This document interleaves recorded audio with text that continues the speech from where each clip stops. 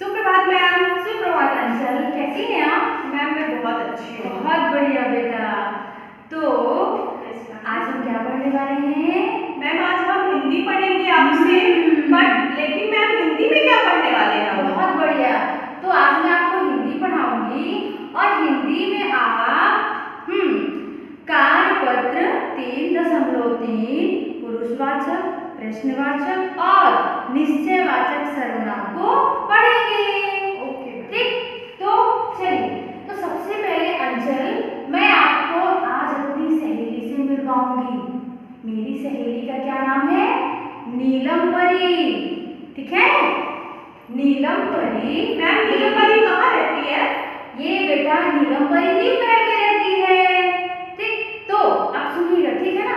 मेरी जो सहेली है मैं उसके बारे में थोड़ा सा आपको बताऊंगी, आप ध्यान से सुनिएगा। ठीक, नीलम परी मेरी सहेली है। नीलम परी नील महल में रहती है। हाँ, बहुत बढ़िया। नीलम परी के माता पिता उससे बहुत प्यार करते हैं, जैसे मेरे मम्मी पापा करते हैं। हाँ, बहुत बढ़िया। नीलम परी का एक छोटा भाई है। मेरा भी एक छोटा भाई है। तो अच्छा आप बताइए बेटा, आपको इसमें क्या समझ में आ रहा है?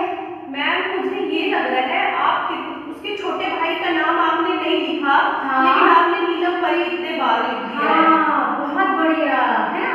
तो नीलम परी मेरी सहेली है, ये तो ठीक है, मेरी सहेली है। अब मैं इसको कैसे लिखूं?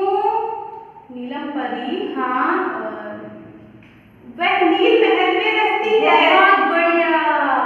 नीलम परी मेरी सहेली है, वह नील महल में रहती है। वह बहुत बढ़िया आंसर बेटा। फिर नील परी के माता पिता उससे बहुत प्यार करते हैं। हाँ। तो मैम यहाँ पे ये भी तो हो सकता है नीलम परी की उसके माता पिता उससे बहुत प्यार करते बहुत हैं। बढ़िया। तो जहाँ नीलम परी लिखा है वहाँ मैं क्या लिख दूँ? उसके, हाँ, उसके माता पिता उससे बहुत प्यार करते हैं। बहुत बढ़िया आंसर बेटा। फिर नीलम परी का एक छोटा भाई है। उसका एक छोटा भाई है। क्या कह रहे हैं? हाँ, उसका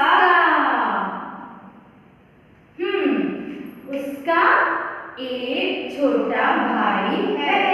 अच्छा, तो अंशल बेटा आप ये बताइए, अभी आपने सभी जगह क्या पढ़ा?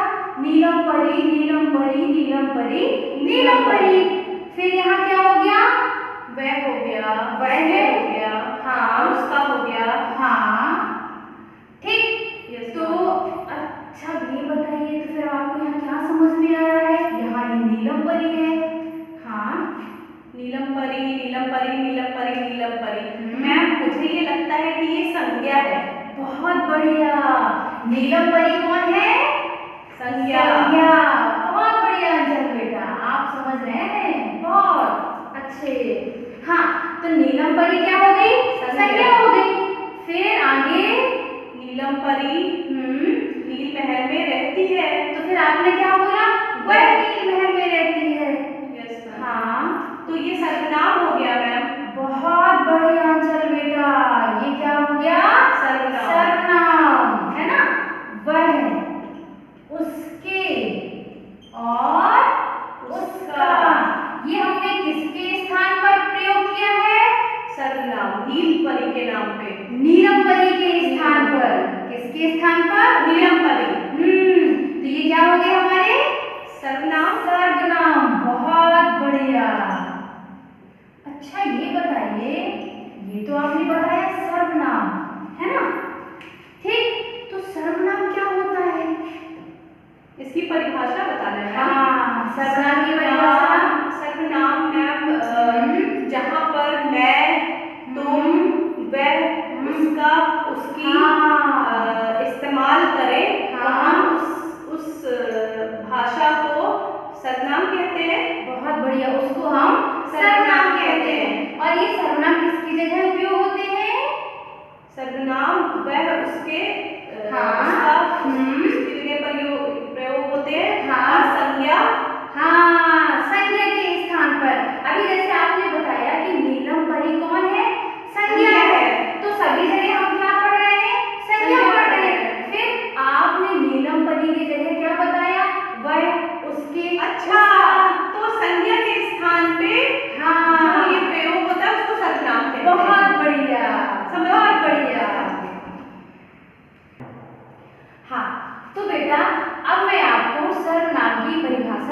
बताऊंगी, ठीक है।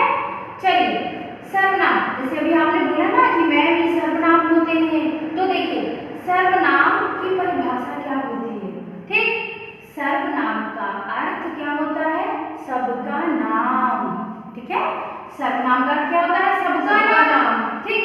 फिर संज्ञा के स्थान पर जिन शब्दों का प्रयोग होता है उसे सर्वनाम कहते हैं, ठीक।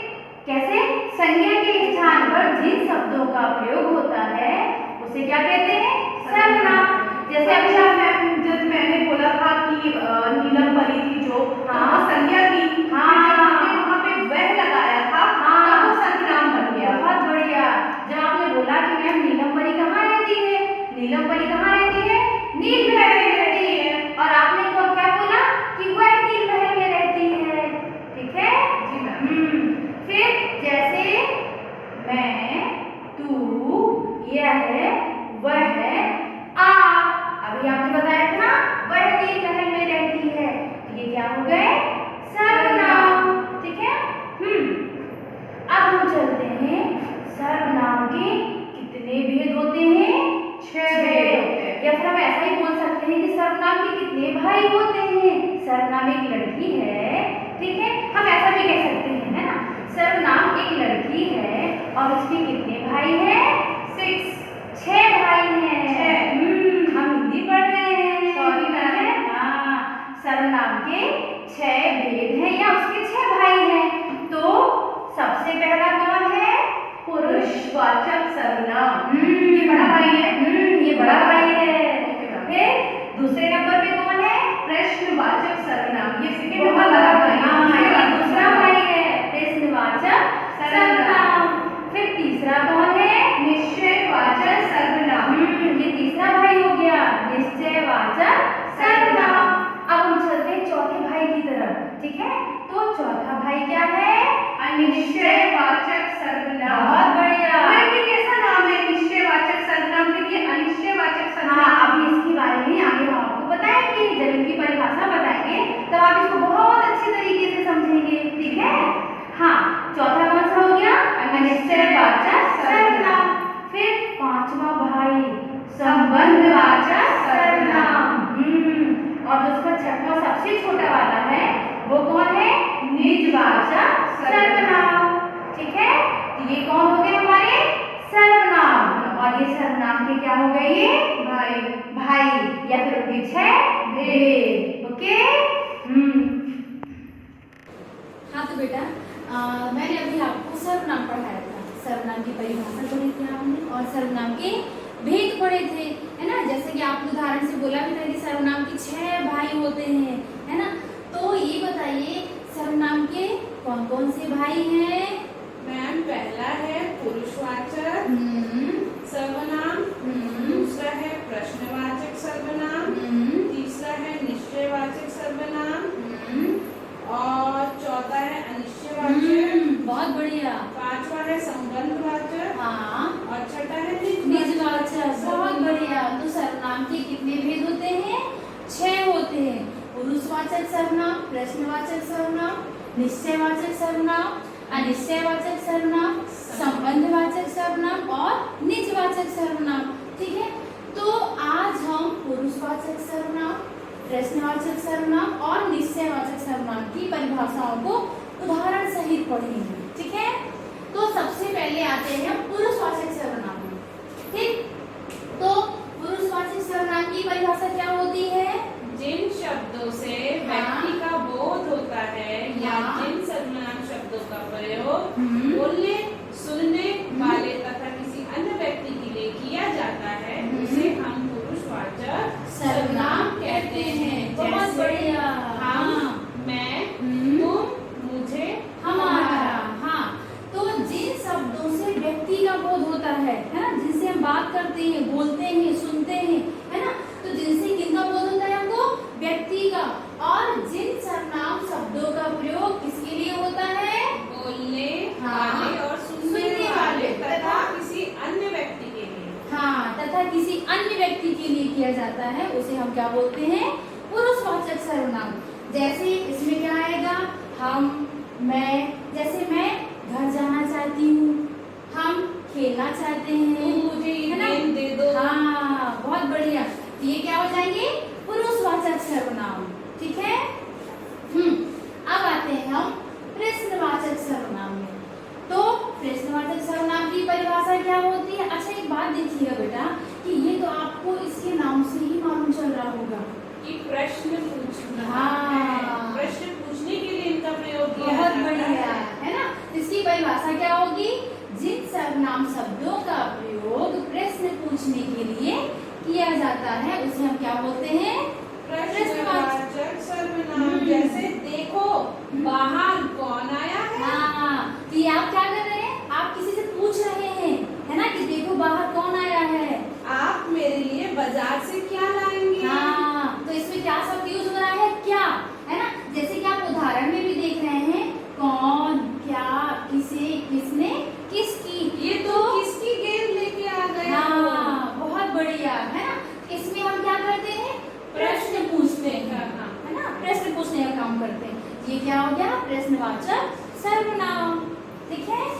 अब आते हैं हम निश्चयवाचक सर्वनाम। तो जो निश्चयवाचक सर्वनाम है बेटा, इसमें आपको ये देखना है निश्चय। किसी निश्चित व्यक्ति या वस्तु का पता चलता है इससे। बहुत बढ़िया। तो इसमें क्या होता है?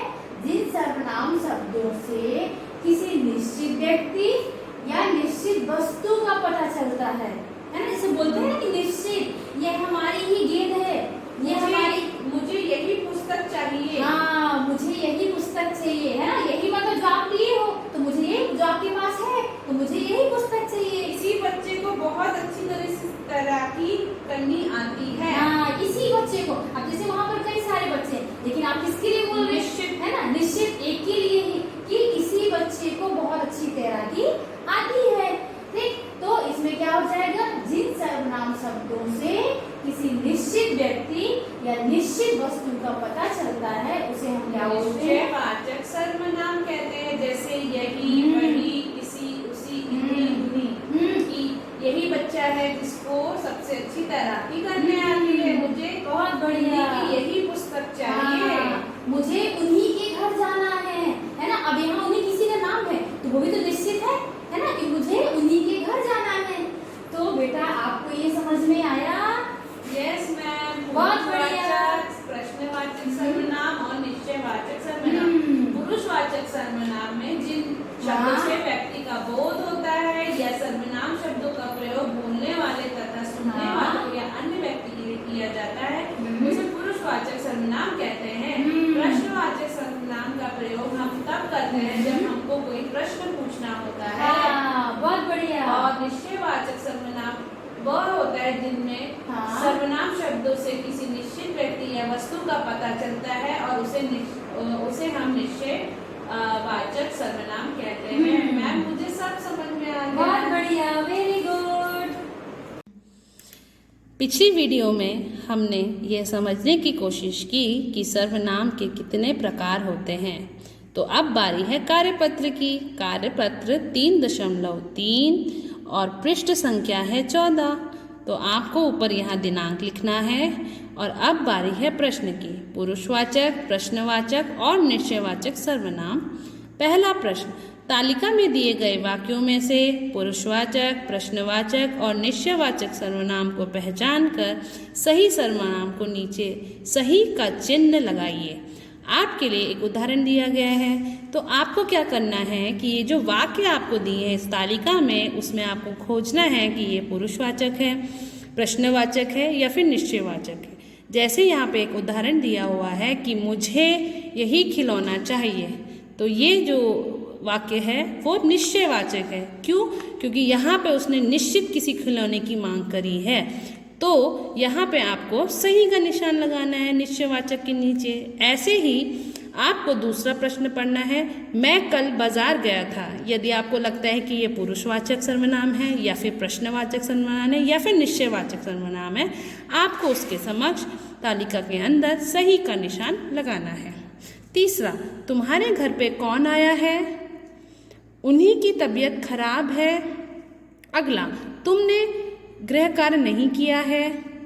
टोकरी में क्या रखा है? आपको इन सभी वाक्यों को पढ़ना है और फिर तालिका में जाकर सही का निशान करना है। अब बारी है प्रश्न 2। दी गई कहानी में से एक पुरुषवाचक, प्रश्नवाचक और निश्चयवाचक सर्वनाम शब्द छांटिए और उनसे वाक्य बनाइए। तो आपको अपनी वीडियो को देखना है दोबारा से, उसमें आपको शिक्षिका के माध्यम से इन तीनों सर्वनाम के परिभाषा को अच्छे से समझाया गया है। अब आप यहाँ कहानी को पढ़िए और उसे खोज के बताइए कि उसमें से पुरुषवाचक, प्रश्नवाचक और निश्चयवाचक सर्वनाम कौन कौन से हैं। तो चलिए कहानी पढ़ते हैं। प्रियंका और समीर बहुत अच्छे दोस्त हैं। वे दोनों 4वीं कक्षा में पढ़ते हैं। प्रियंका ने समीर से पूछा कि तुम क्या पढ़ रहे हो? समीर ने कहा, मैं शेर और खरगोश की कहानी पढ़ रहा हूँ। प्रियंका ने कहा, ये तो वही कहानी है जो मैं कल पढ़ रही थी। तो आपको ये कहानी पढ़ने के बाद एक पुरुषवाचक, प्रश्नवाचक और निश्चयवाचक शब्द छांट कर लिखने हैं और इस तालिका को अंतर्गत आपको वो भरना है। तो यहाँ शब्द दिए हैं और यहाँ आपको यहाँ से खोज कर तालिका में वाक्य लिखना है। अब बारी है प्रश्न 3। मुझे और यही सर्वनाम शब्दों का प्रयोग करते हुए आपको एक वाक्य बनाना है। आपको क्या करना है? मुझे और यही, ये दोनों सर्वनाम के शब्दों का प्रयोग करते हुए एक वाक्य बनाना है। तो कल एक नई वीडियो के साथ हम आपसे मुलाकात करेंगे। तब तक के लिए धन्यवाद।